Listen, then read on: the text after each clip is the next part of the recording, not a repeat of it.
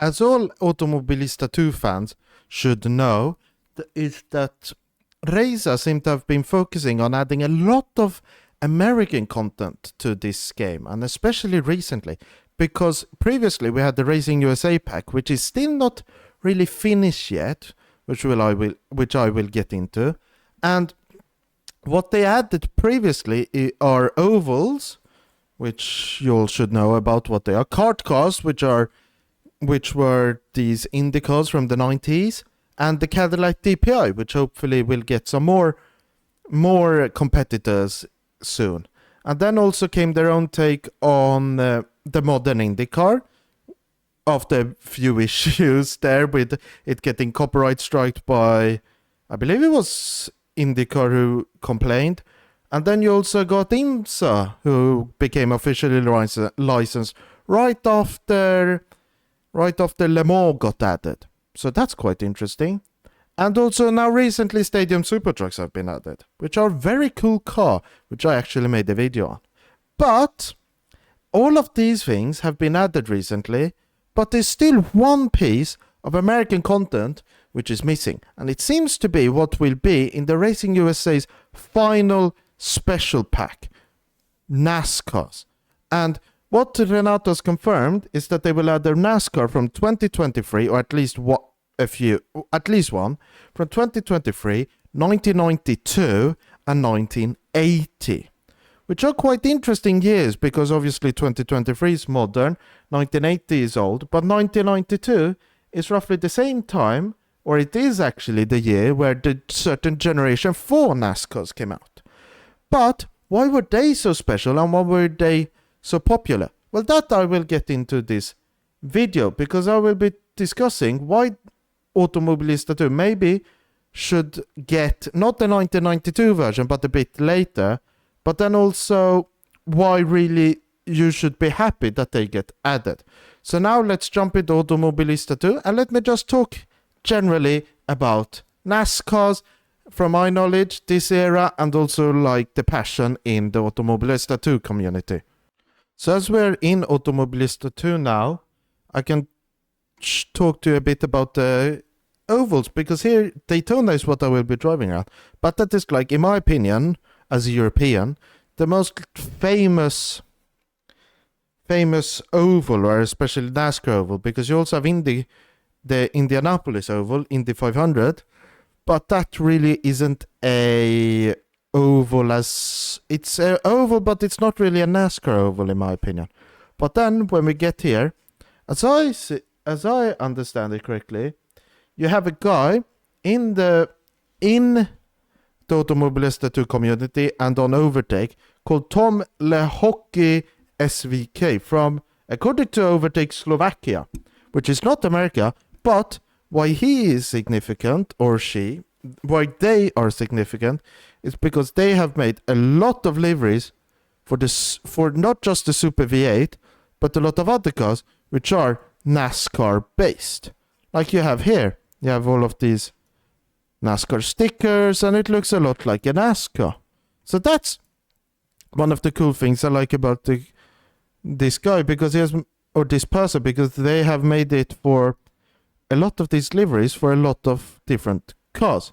So that shows that there's still an interest, not just this person, but if we just check, if we go here, if I can just drag this to here, you can see they have 18 reviews, 75 updates on this livery, and then in history, you can see here how many downloads it has gotten. So like from V1, it had 500, then 172, 1,000, 499, 500. So a lot of downloads, which means that it's very popular, you can say. But what's also interesting is this about downloading is V1, which is more a different thing. But, so we will drive the Super V8 to simulate sort of a NASCAR around an oval. But there are some differences between this car and the Gen 4. So as I said, the Gen 4 came from 1992, where they had changed certain things to make the bodies out of steel. They added roof flaps to improve the safety, and also made it so manufacturers didn't have to use stock parts from the road car on the racing cars so they can change them a bit. And that made them very nice and very good. But what also improved them, the cars, were X-pipes. And X-pipes are, as it sounds, they are a exhaust system where they connect like this at a certain point and then go back out again, so it looks like an X. And that made the sound apparently very nice, which is from what I've heard. And then also, speaking of the power steering system, apparently the cars had anything from 450 to nearly 1,000 horsepower depending on the circuit. I believe they used 1,000 horsepower on this specific track. But what's also interesting was that they used manuals and had not so much aero for the horsepower. So that's something you can think about, that if you are going to drive them around the normal circuit, you don't really have a lot of you really have to focus, basically. So basically, as I've talked about, as I said, with the cars, it will be quite interesting because of the horsepower. Will it go from anything from 450, which I believe is the road going spec, to like over nearly 1,000 horsepower, which I believe was used on Daytona and other circuits. And what other circuits, you may wonder? Also, that is something which makes it so ovals aren't really super easy.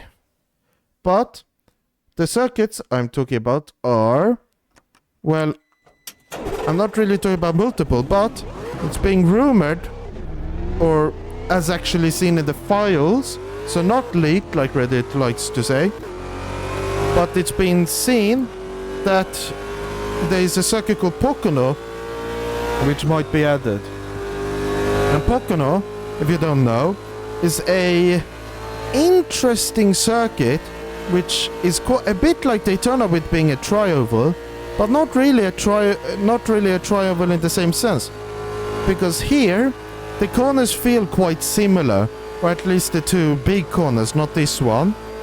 But in Pocono, the corners are very different, where in terms of each corner, I believe, is trying to simulate one oval circuit in the US. So one is, I believe one is Indianapolis and one is Daytona. The third one I'm not so sure about what it is, but I think it was the last one was very steep. So obviously you have Indy, which is steep but not that steep. You have Daytona, which you can see here is quite steep. And then you also have the last one, which was even steeper than this. So it will be very fun and interesting to see how good that will be. But then obviously Nascars, if we just think about driving a car with nearly 1,000 horsepower using a manual gearbox will be quite difficult, but then it will also make them quite fun, because imagine driving that car with barely any aero, like say 600 horsepower on a road circuit like Long Beach. That would be quite an interesting thing to try, because it's like you don't really have, as I understand it, many NASCARs outside of iRacing which you can drive. And then so the next big thing is Automobilista 2. You maybe can't drive online as much, but you can still drive them, which will be very fun. But then, talking more about these cars, is there anything else which we know except for Pocono and the three cars I've said? Well, there is. And in the files, there has been found that we have found a certain Garage 56 Chevrolet. Wrong year in the files, which can be changed. But imagine that Automobilista 2 adds the Garage 56 NASCAR from Le Mans 24 Hours from like 2 years ago. Or 2 years ago I believe it was. So that would be even cooler, because that is more, you could say, more of a traditional race car where it has a sequential gearbox, it's a lot lighter, I think, has a bit more horsepower, and has a lot more aero. So that would be a very cool thing to see. I believe it even can even outperform LMP2 sometimes. Well, the modern spec of LMP2 and not the old one where they were a bit more unrestricted. So that will be a very cool thing to see and drive, if it comes. So in general, if I just summarize a bit now before jumping into and talk and rounding off the video, is, are there really something a non-NASCAR fan like me and other Europeans basically and other people, is it actually a good thing a good thing in the game, and would you actually want it in the game? Well, I say adding them will be very good for people who drive them and not drive them, because those who drive them will get a very fun experience. Even people who like me, who don't really like NASCAR to watch, can actually drive them and have a lot of fun. But then you also have the people who might not want to drive them will want to have them, because if Automobilista 2 becomes the main sim to NASCAR sim outside of IndyCar and maybe the official NASCAR game, then there will be a lot of people who've come to the game and to just play. Because I bet a lot of people will buy NASCAR, the game, but still, you only have NASCARs in that game. So I would say that only people who are super duper passionate about NASCAR will buy it or want to drive them. So it's a bit like the F1 game. I mean, if, let's say, the F1 game with actually better physics, because then, yes, the F1 game is quite nice, but it costs a lot, and then you only get to drive F1 cars from that year and F2 cars. So in reality, you don't get a lot. You don't get a lot for the money. Whilst if it's like Automobilista 2, you get quite a bit for the money, and then if you think about it with the summer sale and all other sales, you will get a lot more for the same amount of money. So I see it as a very good deal on both sides, for the people who don't drive and for the people who drive. So let me just round off and just finalize everything. So, NASCARs, are they a fun addition to the sim? Yes, definitely, because they will be quite a unique experience for everyone who don't like to watch them or like to watch them to drive anywhere, because obviously ovals are maybe seen as the most popular circuit type, but still on road circuits they will be quite fun. Then also, then you also have the older ones which have manual gearboxes and a lot less aero. So that's quite an interesting thing. But then my question is also to Renato, why he didn't want to add one with X pipes, which according to my list was added a few years later, I think. I'm not so sure, but it was not at the start from 1992, I believe. If I just double check here, yeah, and yeah, in 94, 95 they changed it.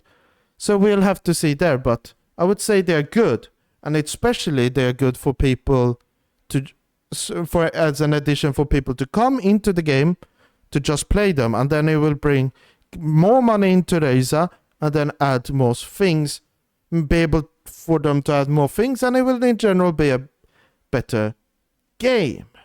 So what do you think about NASCARs? Are they good? Are they bad?